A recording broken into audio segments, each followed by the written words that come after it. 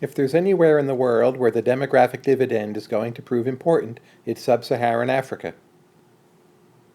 Between 2012 and 2050, the population of sub-Saharan Africa is roughly expected to double.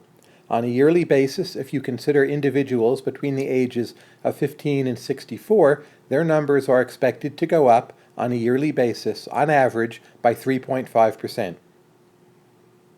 The dependency ratio can be expected to make a very large shift.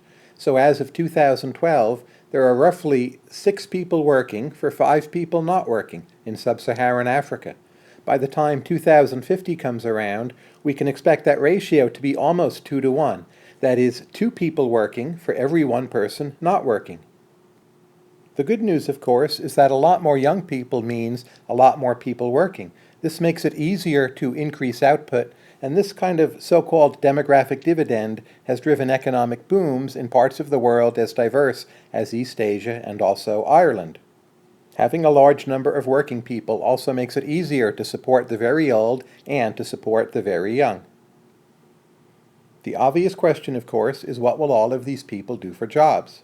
For an optimistic perspective on this matter, consider the work of Alwyn Young. Alwyn Young went back and looked at the numbers on Africa, and he decided that other economists have been underestimating the rate of African growth. A typical estimate is that the continent of Africa has been growing at about 1% a year, and indeed those are the numbers shown by national income statistics.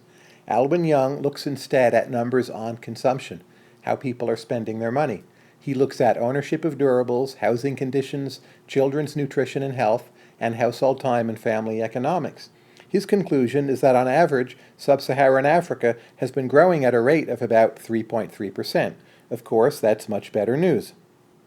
In this view, much of sub-Saharan Africa has a rising middle class, rising service sectors, and rising cities and urbanization, and that all of these developments taken together will in fact put most of these young people to work and in a very productive manner.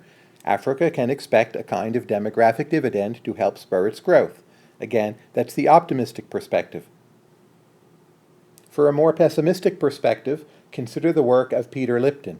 Here's what Lipton wrote, quote, "Stop kidding ourselves.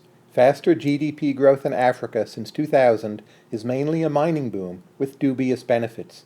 Staples yields and labor productivity have not reversed the dismal trends that Peter Timmer diagnosed 2 decades ago.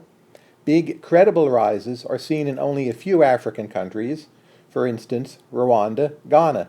The populous ones, Ethiopia, Nigeria, maybe Kenya, above all DR Congo, tell a sad tale." End quote. In Lipton's view, what many people are calling a demographic dividend in fact has the potential to be a demographic disaster. There will be many more young people, but not necessarily very productive ways of employing them. This remains very much an open debate, and of course, the right answer may depend upon exactly which countries you're looking at. For more reading on these and related issues, see the references given here.